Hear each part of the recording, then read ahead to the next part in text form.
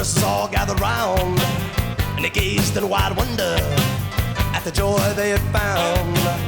The head nurse spoke up, said, "Leave this one alone." She could tell right away that I was bad to the bone, bad to the bone, bad to the bone, bad,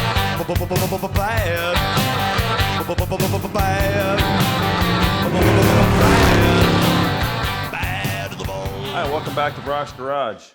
If you remember back in episode 3, I was cleaning up the brakes, getting ready for some drum brakes in the rear.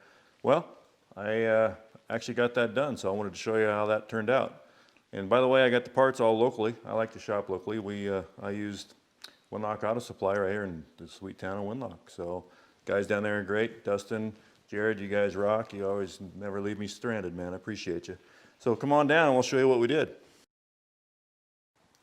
So as you remember, I told you in episode 3 I was cleaning this brake. Got it all cleaned up and painted up and stuff. I ended up getting the parts down at the local parts place down in Winlock Auto Supply. Those guys never let me down. So I come in here and then put this together, but I got to tell you, I didn't do it by myself. Kent Holiday, my buddy Kent, you probably know him from Sucker Punch, Holy Holiday. He come and up to help me. He's also a great mechanic. He came up and helped me with the brakes. One thing I like to say about these brakes, these are drum brakes, and they're kind of an old school brake. You don't see these probably anymore. It's always disc on the rear nowadays.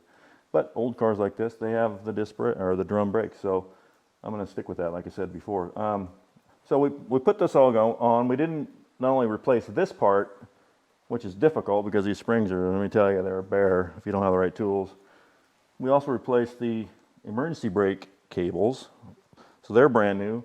The brake lines, they're all brand new. So everything in the back is all brand new in this car, which I'm really excited about. And so how this works is you push the brake down, fluid goes through the system, comes to this piston here.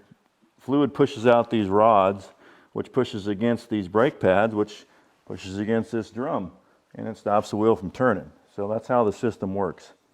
So I'll put this drum on, which you can also get turned if you have an old drum, which I did. This is the original drum, and Winlock Auto Supply actually did that too also for me, so that was good. So that just fits on there like that.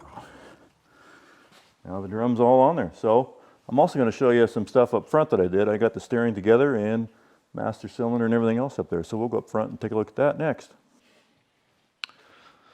So as you can see, we got some stuff done up front. We got the brake booster in, master cylinders in place.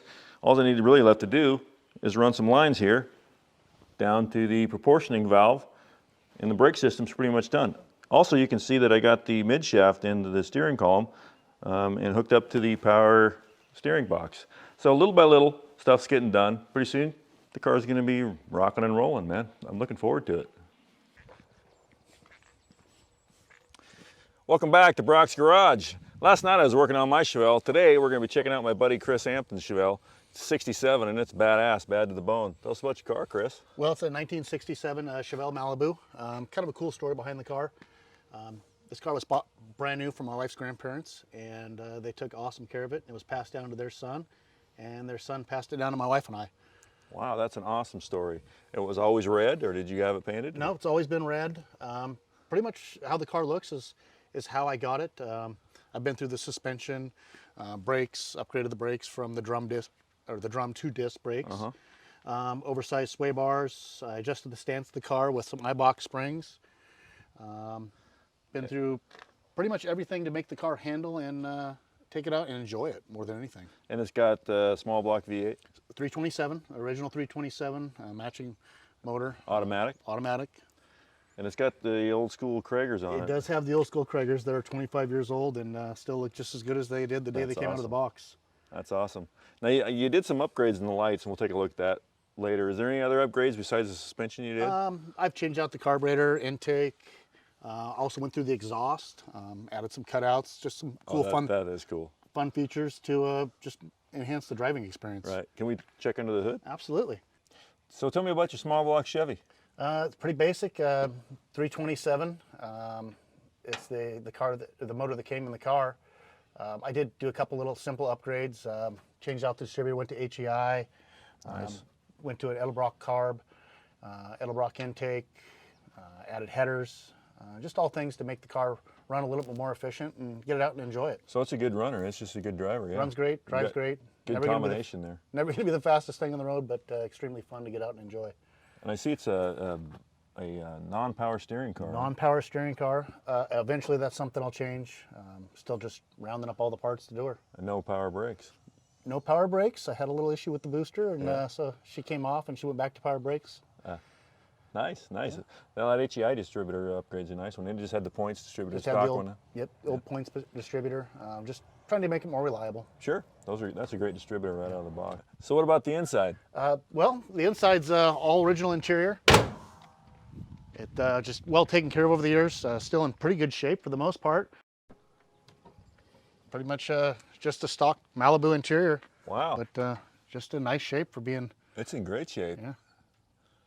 The floorboards are all good and everything? Floorboards are solid. You know, it's got the typical Malibu rust, but nothing too horrible. Yeah. The car was always garaged, just well taken care of.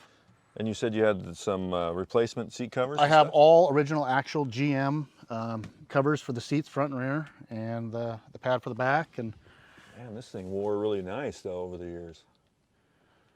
Not Very bad. nice. Not bad, honestly. This car's actually been to Disneyland twice with my wife's family. Oh, wow. That had to have been a nice ride, huh? Not with 7 people in it. Holy crap.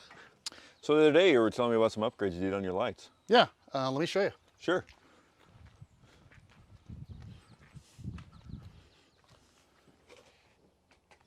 Oh, that's cool, man. Tell me about those. So these are just a simple LED halo light.